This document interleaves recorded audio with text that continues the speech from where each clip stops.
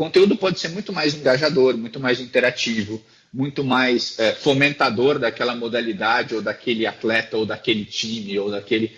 E olha como é interessante. A gente conhece muito mais o Ibis pelos conteúdos que o Ibis gera do que pelos jogos do Ibis.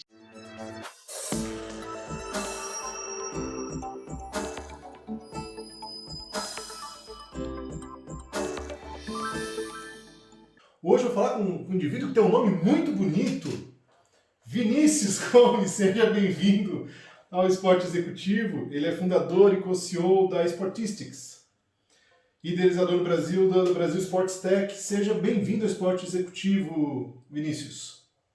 Obrigado, Vinícius. Prazer falar contigo, prazer falar com a nossa audiência aqui do Exame. Okay. Eu fui buscar aqui, você é formado, estudou economia e trabalhou muito no mercado financeiro. E aí, eu vi um texto seu em algum lugar que eu achei interessante, que depois de uma ampla experiência no mercado financeiro, você decidiu dedicar sua atuação profissional àquilo que você realmente acredita de coração. O que você acredita de coração, Gomi?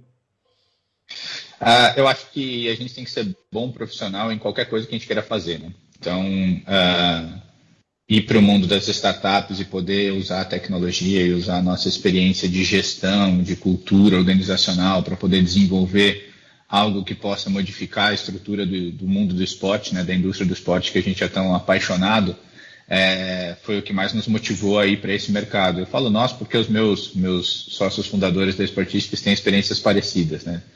Eu que sou o mais novo, fiquei 15 anos no mercado financeiro, então o Rafa, o Gamboa e o Maurício também trabalharam nas suas carreiras no mercado financeiro, mas todo mundo tem em comum essa paixão pelo mundo do esporte mesmo, né? Não é pelo futebol, não é pelo time, é pelo esporte como um segmento da sociedade, né? Como uma parte da sociedade. E eu acho que é uma das poucas unanimidades que a gente tem no mundo, né? A gente não vai encontrar alguém no mundo que vai dizer não, esporte não é importante, esporte é ruim. Né? É uma unanimidade, ou seja, alguém tem aqueles que acham que é bom para a saúde, tem aqueles que acham que é legal o entretenimento, tem aqueles que acham que é um processo de transformação social através do esporte, mas o lance é que ele é uma unanimidade. Ninguém acha que isso é uma coisa inútil, desimportante. Cada um vai encontrar um caminho dentro do esporte, mas o esporte ele abrange todas essas possibilidades da sociedade. Né? Exatamente. Então é por aí que a gente identificou isso, e aí de fato o que toca o meu coração é poder fazer algo contundente que modifique ou a sociedade ou uma parte da sociedade. E no mercado financeiro eu não estava conseguindo fazer isso, obviamente, né? Então através do esporte é mais fácil. Mais difícil, né, nesse aspecto. E aí o seu caminho foi a tecnologia, né? Vocês têm, eu vou falar de startup, mas eu acho que vocês estão já mais consolidados, estão evoluindo, né? Um pouquinho mais para frente. Sim. Além do conceito, e vocês conseguem traduzir aquelas imagens de quem está assistindo com paixão pelo viés da tecnologia. Vocês transformam aquilo em dados. Conta um pouco melhor o que vocês fazem por ali, Gumi. Eu acho que a melhor maneira da gente tentar traduzir aqui o que a gente faz na Sportistics quando a gente consome um conteúdo esportivo, né, assiste um jogo, uma partida de tênis, uma prova de natação, qualquer coisa desse tipo, cada um que está assistindo aquele momento está vendo com um viés diferente, né? Então, eu que, sei lá, sou apaixonado por futebol americano, quando assisto um jogo de futebol americano, eu estou pensando na tática, na estratégia, na movimentação dos jogadores que eu mais gosto. Mas quando eu vejo tiro com arco na Olimpíada, eu estou me entretendo com aquele momento de um esporte que eu não tenho grande influência, mas por gostar de esporte eu estou vendo aquilo com um viés de entretenimento. O que a gente criou na Sportistics e vem aperfeiçoando nesses pouco mais de 3 anos que a gente vem trabalhando nessa empreitada, é como se fossem olhinhos que estão olhando para aquele conteúdo, vários olhinhos, milhares de olhinhos, só que cada um desses olhinhos tem um viés diferente de interação com aquele conteúdo. Então está um olhando para os melhores momentos, o outro está olhando para o desempenho técnico, o outro está olhando para o desenho tático, o outro olhinho está procurando marcas e identificando como é que aqueles patrocinadores estão interagindo com o conteúdo.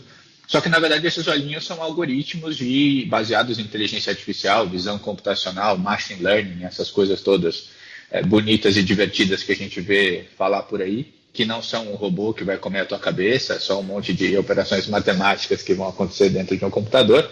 Mas imagina que cada um desses olhinhos são, na verdade, um conjunto desses algoritmos que foram desenvolvidos pela gente, e o nosso cliente, o usuário da nossa plataforma, escolhe quais são os olhinhos que ele quer usar para poder dar essa interpretação e essa contextualização para aquele conteúdo.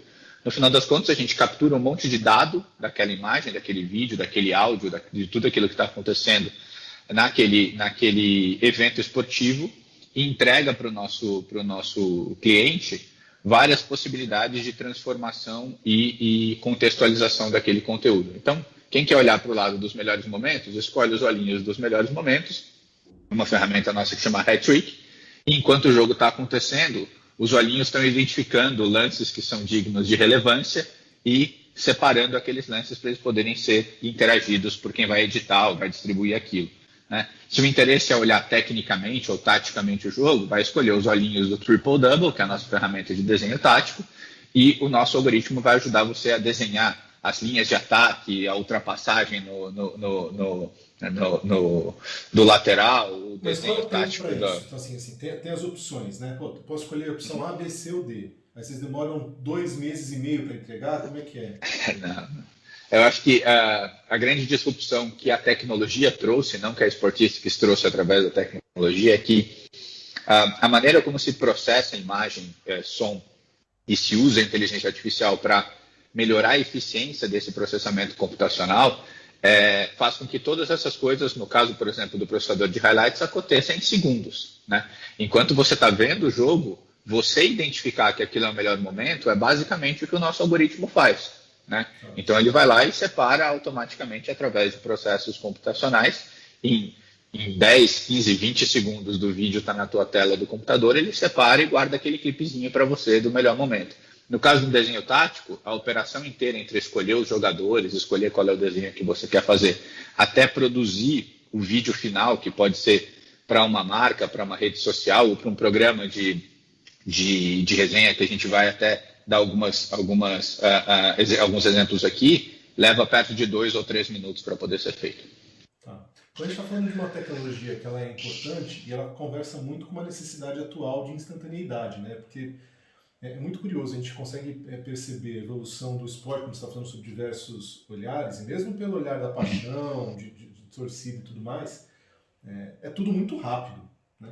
Eu lembro quando eu era menino, eu não sou tão velho assim, mas quando eu era menino, para acompanhar alguns jogos do domingo à tarde, eu esperava os compactos do domingo à noite para vibrar, como é que seria. E hoje, isso não existe a menor possibilidade de você esperar para ter algum envolvimento emocional. De novo, estou falando pelo viés da emoção. Pelo viés, então, da razão, da tecnologia, isso precisa ser conversado e ser apresentado de forma muito rápida.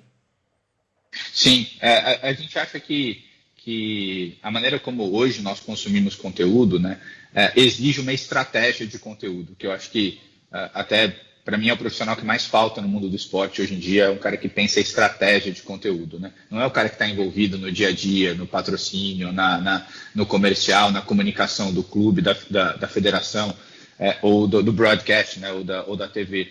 É o cara que está pensando o que é instantâneo, o que é para acontecer durante a semana ou entre um jogo e outro e o que é para acontecer ao longo dos anos.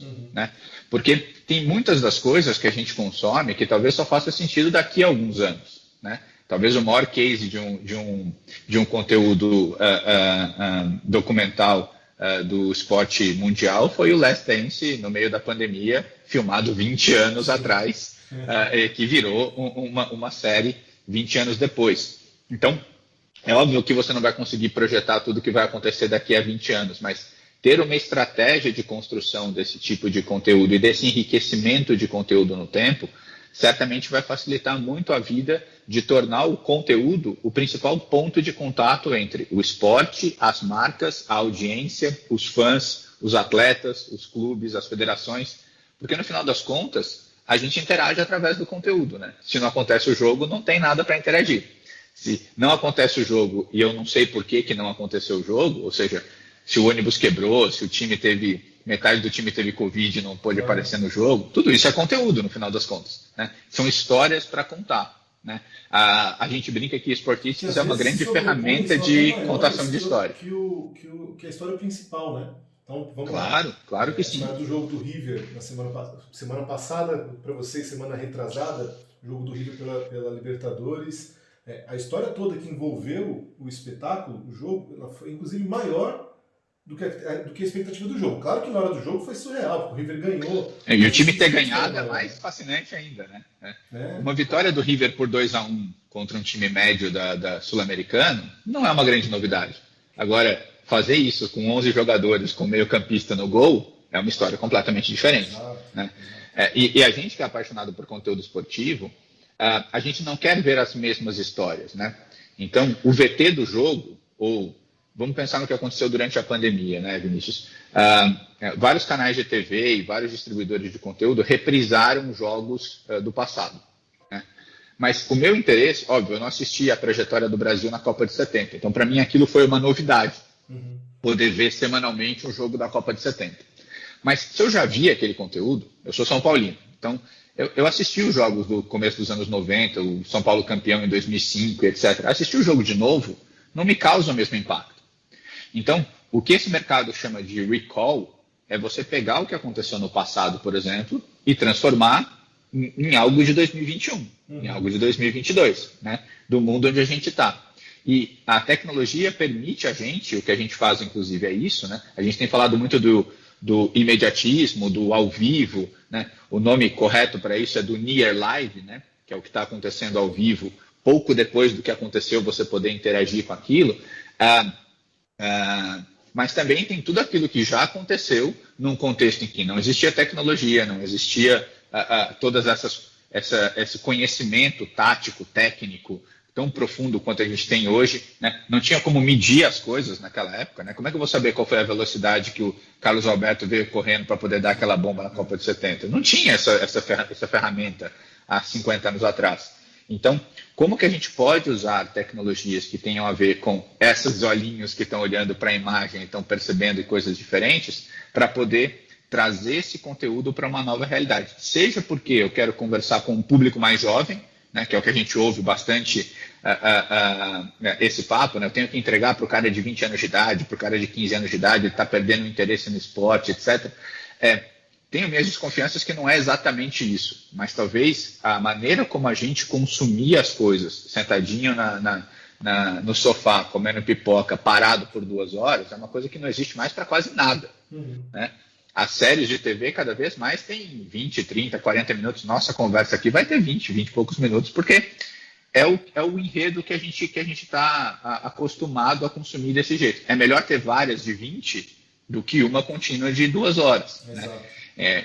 Então, a maneira como isso tem interagido com o público tem ajudado a se criar novas facetas para um conteúdo com novas histórias, com novas narrativas. E o esporte é espetacular porque você pode contar cada história, cada momento, cada foto, cada vídeo de 1 minuto por 1 milhão de viés diferentes. Mas, Vinícius, tem um desafio que é interessante. Vocês resolvem o problema tecnológico.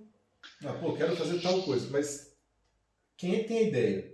Porque você falou o seguinte, a grande dificuldade ou a grande solução, enfim, são as pessoas que pensam conteúdo. Então, quem são os seus clientes? Quem é que vai pensar o conteúdo e vai encontrar na Sportistics as soluções? Porque quem é? É o diretor de esportes da Globo? É o youtuber? É os Desimpedidos?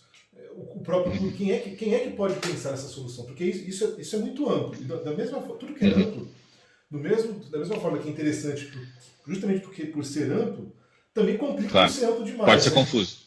Claro, pode ser confuso. Bom, a gente tem identificado o nosso mercado, né? Nós optamos por colocar a Sportistics no miolo da cadeia de produção de conteúdo, né? O que eu quero dizer? Entre o cara que captura a imagem e produz o vídeo e produz o jogo e o cara que distribui. A gente está nesse miolo aqui, né? O que a gente está fazendo aqui? Ajudando na edição, na pós-produção, na contextualização, na análise, na captura de dados. Essa é a nossa função aqui como ferramenta de contação de história, né? De storytelling. Então, nesse sentido, qualquer player do mercado de conteúdo potencialmente é nosso cliente. Eu acho que vale a pena um ajuste de conceito, né? Para nós, conteúdo é qualquer coisa que deriva daquele momento, até o próprio momento, né? até o próprio evento. Então, um scout é um conteúdo. O desenho tático que o técnico faz para conversar no intervalo do jogo é um conteúdo. né? O fato dele estar indo para a mídia ser veiculado e ser monetizado é outro assunto, é estratégia, mas conteúdo é conteúdo, né? Então, quando a gente percebeu isso, a gente identificou que nós temos 2 grandes segmentos para poder atuar nesse mercado, que é o mercado de otimização de produção, né? Então, a gente tem ferramentas, por exemplo, que fazem, o Polyposition faz AutoCam com qualquer câmera. Ou seja, você pode pendurar sua câmera de celular na beirada da quadra e usar o Pole Position da Sportistics, apertar um botão e a gente vai encontrar o melhor enquadramento do teu celular para poder gerar a sensação de que a câmera está se movendo, né? Nosso principal cliente para isso, por exemplo, é um dos maiores streamers de hockey na América do Norte, Canadá e Estados Unidos, que tem câmeras espalhadas por rinques de hockey, especialmente o que não é NHL, né, Liga Profissional de Hockey nos Estados Unidos. Então, campeonatos de bairro, clubes, rinques públicos de hockey que tem torneios ao longo da temporada. Esses caras fazem 400 jogos de hockey por semana, né? Então, é mais do que um Brasileirão temporada inteira, só para a gente ter ideia do que é o tamanho desse troço. A função nossa para esse cara é reduzir custo de produção dele, porque se ele tiver que colocar um câmera, um operador, uma infraestrutura em cada um dos rinks, a conta não fecha para ele. Então ele pendura uma câmera lá, pluga no nosso servidor, que está na nuvem, é web, não precisa de ninguém, está no lugar e etc. Compra a nossa solução. Essa solução, por exemplo, custa $70, né, para poder rodar um jogo inteiro de hockey com a função de AutoCam. É infinitamente mais barato do que um operador de câmera, o diretor de edição, o diretor de corte, a infraestrutura, a coisa toda. Mas quando a gente olha para quem produz e ganha dinheiro com o conteúdo em si, eu acho que o grande exemplo que a gente pode ter aqui talvez seja a Copa do Nordeste e o Desimpedidos, que são 2 clientes nossos. Tudo o que acontece na Copa do Nordeste é produzido pela Live Mode, que tem uma estratégia para entregar aquele conteúdo. Para mim, talvez seja o melhor conteúdo em termos de entretenimento e esporte que a gente tem no Brasil hoje em dia. Tudo lá é pensado, o que vai ser entregue para a marca, o que vai ser entregue para o time, de que jeito eu quero motivar a minha audiência a assistir de um jeito diferente, o que eu vou levar para o TikTok, mas não vou levar para o pay-per-view, né? Então, essa estratégia está dentro do right holder, né, do dono daquele conteúdo, que é a Live Mode, pensando na estratégia da Copa do Nordeste. Lá eles fazem desenho tático, melhores momentos, tem coisa que vai direto para o Twitter enquanto o jogo está acontecendo, tem coisa que é só pós-jogo, né? As jogadas daquele jogador que foi o melhor da partida, mostradas no pós-jogo. Então, tudo isso com uma agilidade de um robô fazendo todas essas coisas, ao invés de alguém lá editando cada um dos jogos, ou um exército de gente trabalhando com aquilo. Imagem com alta qualidade, né? Para a gente é indiferente. Se você filmar em 4K, você vai ter resultado em 4K. Se você filmar em Full HD, você vai ter resultado em Full HD, né? Porque o nosso processo ele é matemático, né? Ele é computacional. Então, quem dita qual é a qualidade, quem dita qual é o resultado, é quem interage, quem imputa e outputa esse conteúdo, né? NWB tem um exemplo muito interessante. A gente é muito fã da narrativa do futebol feminino, né? Eu particularmente acho que pode ser o grande conteúdo que a gente vai ter, talvez nessa próxima geração, dentro das modalidades esportivas. A NWB comprou os direitos de alguns jogos do Campeonato Brasileiro Feminino, e o que eles fazem com o Campeonato Brasileiro passa pela plataforma da Sportistics. Eles criaram uma propriedade nova, que não é tão nova assim, porque no mundo inteiro tem. Mas o momento análise tática, tanto do intervalo quanto do final do jogo, é patrocinado pela Centauro. Então, eles usam um clipe que já foi gerado pelo nosso robô automaticamente ao longo do primeiro tempo, por exemplo. Um especialista em análise tática pega aquele clipe, faz o desenho em 2, 3 minutos. No intervalo, está lá o Chico, a Ale e a Mari comentando aquele melhor momento com o desenho tático, apresentado por Centauro, que é a marca que está bancando aquela propriedade. Custou $7 para eles poderem fazer o vídeo, certamente eles venderam mais caro do que isso, aquela propriedade naquele momento. Bom, com $7, né, qualquer cota de patrocínio, se te custa $7 para poder fazer um conteúdo, qualquer cota de patrocínio cabe na tua conta para poder rentabilizar o teu conteúdo. É por isso que a gente acha, Vinícius, que quando a gente fala que o conteúdo pode ser o grande pivô dessa transformação e desse ponto de contato entre todos os players, é porque a gente identificou, aí não é nenhum achismo, a gente identificou que os conteúdos são muito subutilizados em termos de geração de riqueza, né? Não só na geração de dinheiro, na geração de receita, mas na geração de riqueza. O conteúdo pode ser muito mais engajador, muito mais interativo, muito mais fomentador daquela modalidade, ou daquele atleta, ou daquele time, ou daquele... E olha como é interessante. A gente conhece muito mais o Ibis pelos conteúdos que o Ibis gera do que pelos jogos do Ibis. Claro. Não sei se você já assistiu inteiro um jogo do Ibis. Eu nunca assisti. Mas eu sei quem é, eu sei como é que ele interage. Pô, que isso? O conteúdo que ele produz pode ser a enquete, pode ser a piadinha, pode ser o meme, pode ser o... O conteúdo que ele produz vale mais do que o futebol que ele joga. Estamos falando de valor, não de preço, né? Então, é muito mais valioso, ou seja, é muito mais produtor de riqueza, interatividade, conhecimento, marca, awareness, branding, todas essas coisas que eu não sei falar com propriedade porque não é a minha especialidade, mas eu, como consumidor de conteúdo, eu entendo que o meu ponto de contato com as coisas que eu gosto do esporte é o conteúdo. Né? Se eu sou praticante, é a prática. É o seguinte, que hoje, quem tem ideias para produzir conteúdos, seja isso quais forem envolvidos relacionados a uma transmissão esportiva, só não pensam nisso, só não conseguem aplicar porque não querem, não por custo. Porque a solução, e aí eu vou falar de você, estou conversando contigo, mas eu imagino que temos outras etapas nesse mercado. O componente custo não é mais impeditivo.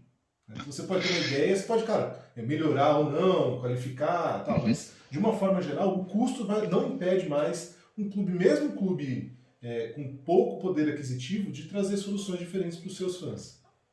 Sem dúvida. Eu acho que o que a gente tenta fazer, e faz parte um pouco, não é nem do nosso trabalho, mas da nossa vontade, da nossa missão dentro desse ecossistema, é um pouco esse processo de evangelização de que a tecnologia é a serviço do que você quer fazer. Né? A tecnologia por si só não é solução de nada. Né? Ela não resolve problema nenhum. Ou seja, se você tiver um celular desligado dentro da gaveta, ele não faz nada por você. Né? Você tem que pegar o celular e fazer as coisas dentro do seu celular. Né? A Sportistics por si só não resolve nada. Se ela não estiver implementada dentro de uma federação, de um broadcast, de um canal de streaming, de um clube, não vai fazer sozinho. Né? Então, a gente tem um pouco essa... A gente se sente muito responsável em levar essa clareza para dentro do mundo do esporte, porque o que a gente percebeu a empresa tem 3 anos e pouquinho, faz uns 4 anos e meio mais ou menos que a gente estuda esse processo, né? O que a gente percebeu, falando tanto do Brasil quanto de fora do Brasil, é que a evolução técnica das modalidades esportivas, comissões técnicas, atletas, preparação física, etc., ela acelerou muito mais do que o acompanhamento de tecnologias simples, de tecnologias que estão no mercado há 10, 20, 30 anos e não são implementadas. Por exemplo, captura de imagem. Né? Por exemplo, análise em cima de imagem. Fisiologia estudada através de biodinâmica do movimento, sei lá, coisas desse tipo. Né? Então, a gente se sente um pouco responsável de mostrar que o mundo está usando tablets e celulares, e dentro do teu clube você está usando um 386 com Windows 95 que demora um pouquinho para rodar. Mas não é porque não tem o tablet. O problema é que as pessoas às vezes usam o Windows 386 duvidando dos tablets, que são utilizados lá fora. Aqui é a raiz, né? Como se fosse... É isso aí. Como se fosse bom, né? É o que a gente faz analogias das mais diversas, né? Mas é o mesmo que existir o WhatsApp e eu continuar preferindo mandar um pombo correio, né? O pombo correio está aí, se amarrar a mensagem na patinha dele e contratar um pombo correio que consiga fazer isso, ele está aí, continua existindo. Mas instant message manda aqui e tal, chega lá, resolveu o assunto, né?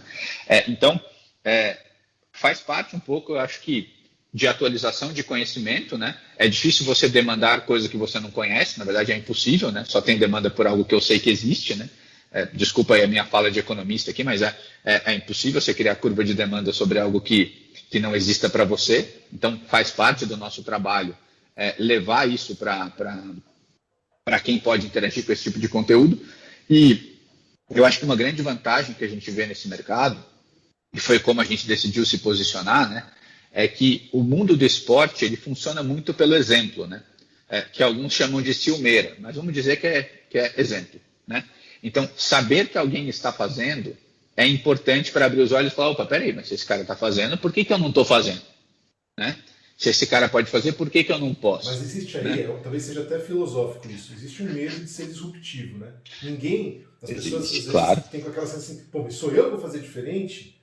Existe uma espera para que o outro faça primeiro, porque se der certo, eu copio, se der errado, a culpa ficou com ele, né? Claro. A responsabilidade é dele, né? Não, e a gente já ouviu isso de alguns players, dos grandes players do mercado, e eu sinceramente acho que a estratégia faz sentido, porque talvez quando você é líder desse mercado e você sabe que você pode ir lá e correr atrás e dominar esse mercado na sequência, e geralmente acontece, você não precisa ser o cara a se arriscar.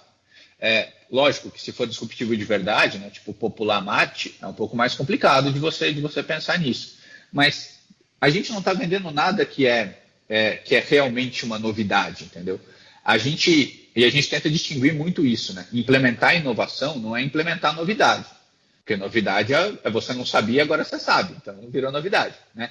Inovação tem muito mais a ver com uma cultura de olhar para as coisas que já existem, que já estão lá, e pensar algo diferente, tentar fazer algo diferente. Então, assim, não é revolucionar o jeito de jogar futebol porque a regra vai mudar, porque a quantidade de substituições. Não, mas espera aí. Você já joga futebol, você já filma futebol. O que mais você pode fazer a partir disso?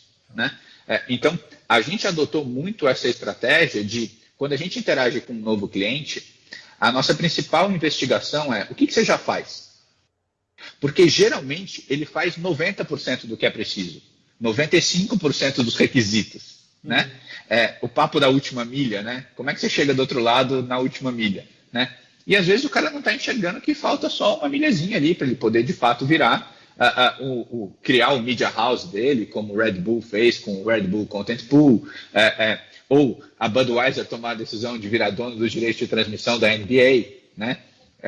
A Budweiser já era a principal sponsor da NBA há muitos anos, né? Em algum momento alguém fez uma conta lá e falou, não, peraí, cara, o jeito de eu ter certeza que a NBA vai entregar a exposição de marca que eu quero e a interatividade que eu quero com o público da NBA é eu transmitir, eu controlar quem é que vê, quem é que acessa, quem são as pessoas que estão interagindo com o conteúdo, em que momento, né? Então tá bom, então eu vou lá e vou comprar o direito de transmissão da NBA. Né? Então, e o que a gente percebe é que, de fato, falta conhecimento, porque muitas vezes a gente olha para as estruturas das entidades esportivas como um todo, né? Não estou só colocando o futebol nessa conta, não, estou colocando as entidades esportivas como um todo. E tecnicamente a coisa evoluiu muito. A gente joga o melhor voleibol do mundo. Estou falando do Brasil, né? A gente tem campeões de vela, campeões de tênis de mesa, a gente tem super atletas e super times em várias das modalidades. Mas quando a gente olha para a infraestrutura de treinamentos, de transmissão, de contato com o cliente, captura, de encontrar aquele conteúdo, se eu te pedir para encontrar o último jogo do Hugo Calderano, que é o principal atleta de tênis de mesa, você não vai entrar no Google e encontrar em 5 minutos. Né? Vai ter mais dificuldade de você conseguir ir lá e encontrar. E olha que a CBTM é uma das confederações que tem feito o melhor trabalho aqui no Brasil em relação a isso. Mas o que a gente aprende com os esportes que fazem isso de uma maneira organizada é não prive a tua audiência de encontrar aquilo que ela quer e consumir aquilo que ela quer. Tá? E o que eu estou falando é NFL. Se eu quiser encontrar um highlight dos momentos em que gerou apostas assimétricas, se eu botar isso aí no Google, provavelmente na primeira página vai ter isso. Porque se eu quiser consumir só os momentos que tiveram as apostas que foram feitas na plataforma de aposta, tem que estar lá. Né? E essa lógica, como você falou de preço, como você falou de custo, essa lógica modifica a estratégia de produção de conteúdo, porque com uma solução como a nossa, ou como algumas outras que tem no mercado, produzir um conteúdo de highlights ou produzir 60 faz o mesmo trabalho e custa a mesma coisa. Então, por que não fazer os 60? Né? O duro é fazer os 60 sem estratégia, porque daí você vai ficar poluindo as suas redes, poluindo o seu contato e vai se perder. A solução está no planejamento, na estratégia. No planejamento. E aí, como é que eu acho que a gente destrava esse tipo de coisa? É como a gente tem conseguido destravar com algumas entidades. é quando a percepção sobre o uso desses conteúdos se reflete em aumento de receita. Não porque você está pegando as mesmas linhas de receita e engordando, porque novas linhas de receita estão aparecendo no teu comercial, novas linhas de receita estão aparecendo no seu marketing, novos pontos de contato estão aparecendo na sua comunicação, né? Um grande exemplo que a gente gosta de usar, porque é público, inclusive, foi o projeto que a gente fez com a Federação Paulista de Futebol em 2020, com a Copa São Paulo de Futebol Júnior, né? Pela primeira vez na história, a Federação Paulista de Futebol entregou clipes de melhores momentos ao final de cada jogo, distribuídos no Facebook, né? Aspectos interessantes disso. Primeiro contrato com o Facebook, com a Federação Paulista, para gerar uma nova linha de receita, que foi vender highlights para o Facebook. Isso é uma linha de receita que não existia até aquele momento, né? Segundo ponto, oferecer 100% de cobertura para os 252 jogos que tinham na Copa São Paulo. E quando eu falo cobertura, Vinícius, o Taubaté e River do Piauí da segunda rodada da Copa São Paulo é insuportável de assistir ao vivo. Não dá para assistir, entendeu? Porque é chato para burro e é terça-feira, 3 horas da tarde. E eu posso falar do Taubaté, porque como eu sou de Taubaté e o time é próximo de mim, eu posso falar o que eu quiser. Mas é chato pra burro, cara. Ainda mais o Sub-17, o Sub-18, entendeu? Quem que vai ver isso daí? O pai do moleque, o agente que está querendo ver se o moleque vai bem e tudo mais, que entra no aspecto social de poder promover cobertura para algo como isso. Imagina o que é para o atleta do Taubaté ou do River do Piauí ter certeza que ele tem pelo menos 3 jogos dele na página da Federação Paulista de Futebol com os melhores momentos na Copa São Paulo de Futebol Júnior. Ele nunca teve isso na vida. Ele nunca viu isso na vida. Esporte, né? Mas é de verdade, né? É uma democratização de verdade com geração de riqueza. Porque não é uma democratização com destruição de riqueza. Ou seja, é tudo de graça, vai lá e vê o que você faz. Não. Estratégia da Federação Paulista, acordo com o Facebook, entrega de conteúdo usando uma ferramenta tecnológica que permite isso acontecer. A gente fez 252 jogos, a nossa plataforma gerou 6.500 clipes de melhores momentos que foram escolhidos pelos editores. 3 editores fizeram 100% do trabalho. 3 editores. Em dias que tinham 46 jogos simultaneamente. Então, se você precisa de um exército para poder fazer, quando você for fazer a conta, os custos não vão caber mesmo. É impossível. Se você precisasse de um exército para poder fazer isso, não ia dar. Mas o Xará, vou te chamar de Xará. Tem uma possibilidade estranha, né? Xará é uma coisa meio da década anterior, mas a sua inteligência de dados ela não está restrita ao futebol, está?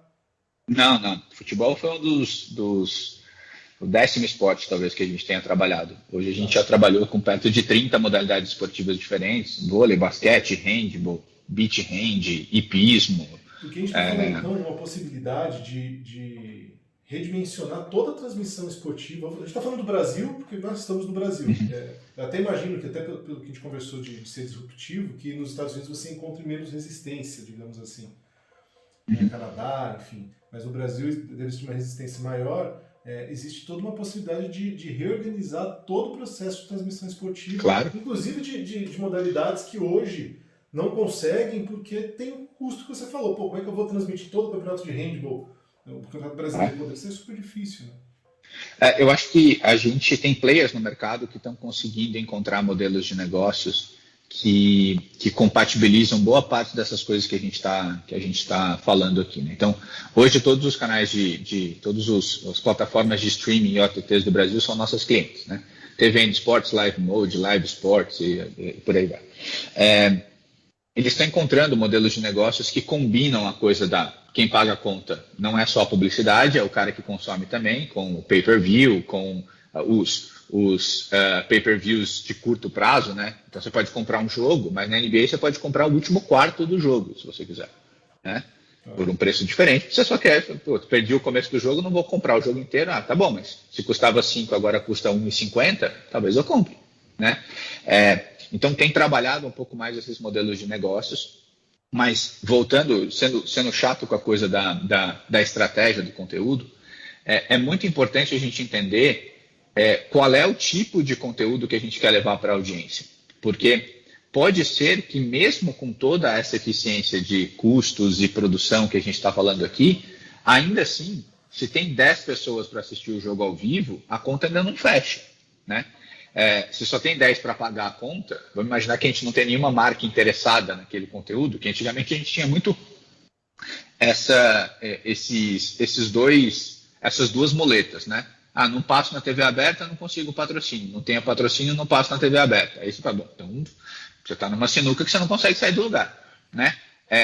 Quando você identifica que talvez o seu público, os esportes de nicho, né, tem muito a ver com isso, né? O nicho é muito forte, mas não necessariamente você consegue sair do nicho.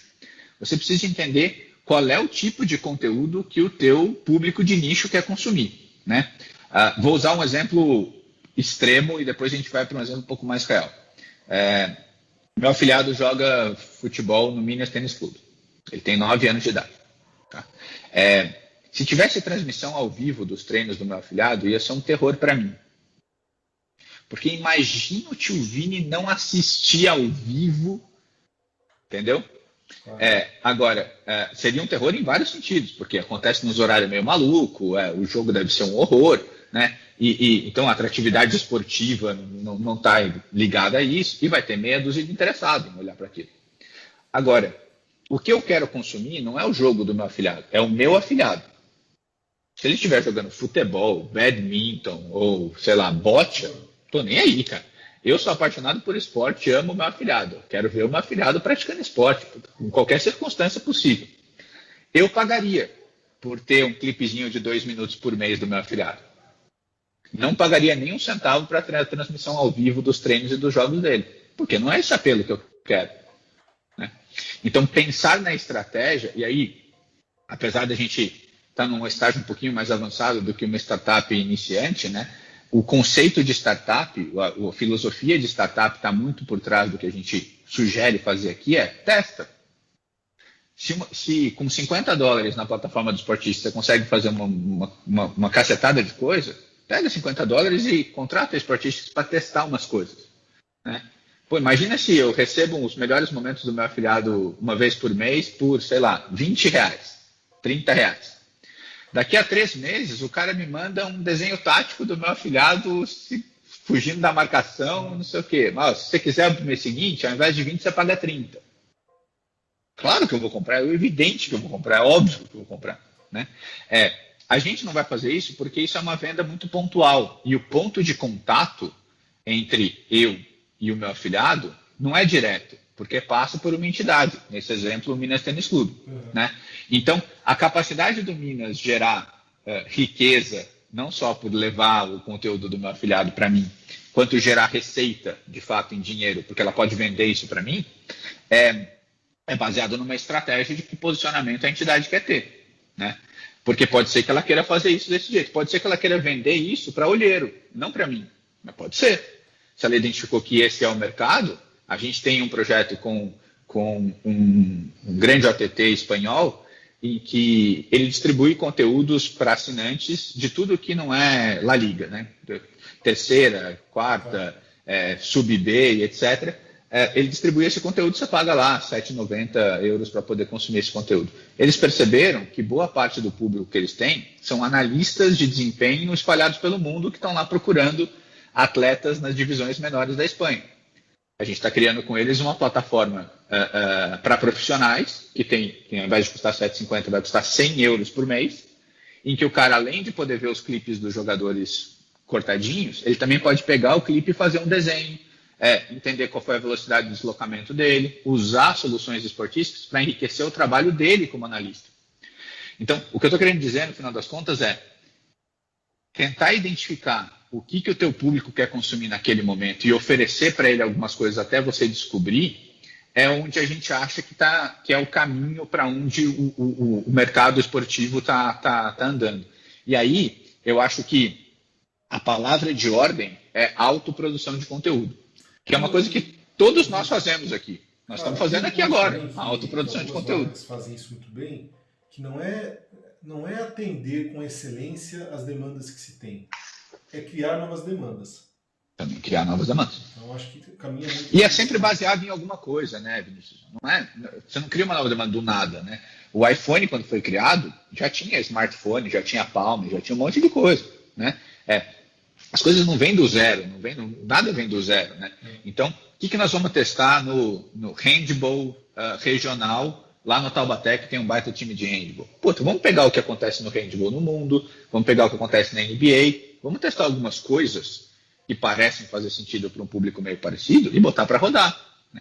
Se o teste custa $1 milhão, puta, é mais complicado. Se o teste custa 50, talvez dê para fazer. Né?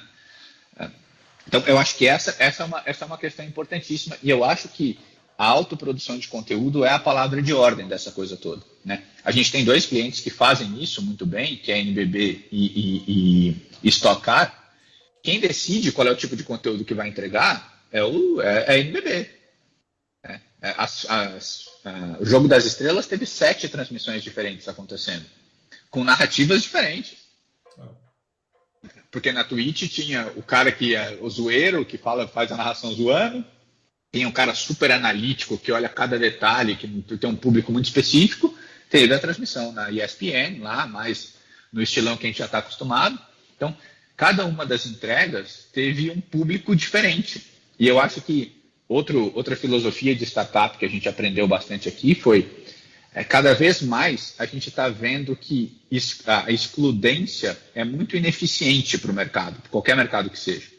Parece que a complementariedade é muito melhor de ser vista do que a excludência. Então, o streaming vai matar a TV. Não, pelo amor de Deus, não, né? Porque a final da Copa do Mundo eu quero assistir na minha TV de 70 polegadas, de preferência com o Galvão transmitindo até 2050, se for possível. Né? Agora, meu afiliado é melhor me mandar um highlight por e-mail, ou por alguma plataforma que eu acesso aqui no celular e me manda no Twitter. Entendeu? Então, se essas coisas se somam, a capacidade que você tem, a Live Mode tem vários cases incríveis. A primeira transmissão que foi feita no TikTok, eu não teria conseguido assistir aquele jogo inteiro, porque de fato é muito memetizado. E eu gosto do evento e eu preferi assistir um pedaço pelo TikTok e um pedaço pelo Nordestão FC. Mas teve quase 700 mil pessoas interagindo com aquele jogo no TikTok. Você vai falar, não, então deixa eu jogar fora 700 mil pessoas fora. Por que você vai jogar fora? Vamos interagir com esses caras de um outro jeito, vamos aprender com eles, que o meme é divertido, que isso aqui é legal. É maior de públicos, né? Assim, não dá pra gente se imaginar como tudo. A gente é uma parte de Eu gosto de um formato que pode ser completamente minoritário em relação a outras preferências, né? E acho que essa pluralidade na sociedade, isso é muito importante e se reflete nesse consumo. É isso. Meu caro, muito obrigado pelo papo. Caramba, assim, a primeira vez que a gente conversou foi por telefone, quando a gente ficou um tempão, hoje de novo aqui. Muito obrigado pela conversa e pelas soluções trazidas para o esporte. Eu espero de coração que vocês abracem o mundo. Obrigado, cara, obrigado. A gente está muito feliz de ter feito isso e o convite aqui é justamente esse. Assim, o Sportísticos foi criada para levar a tecnologia world class para todo mundo em todos os lugares. Então, a gente realmente se esforça todos os dias para conseguir chegar a todas as modalidades, em todos os níveis, em todo o espectro da pirâmide, do mainstream até a base. Então, a provocação é essa. Experimentem fazer, porque nesses 3 anos a gente tem visto que tem dado certo. Como eu lembrei da Globo falando anos atrás, tente, invente, faça uma transmissão de esporte. Exatamente, né? Exatamente. A vocês que nos acompanham até agora, muito obrigado por estarem conosco, um abraço e até a próxima.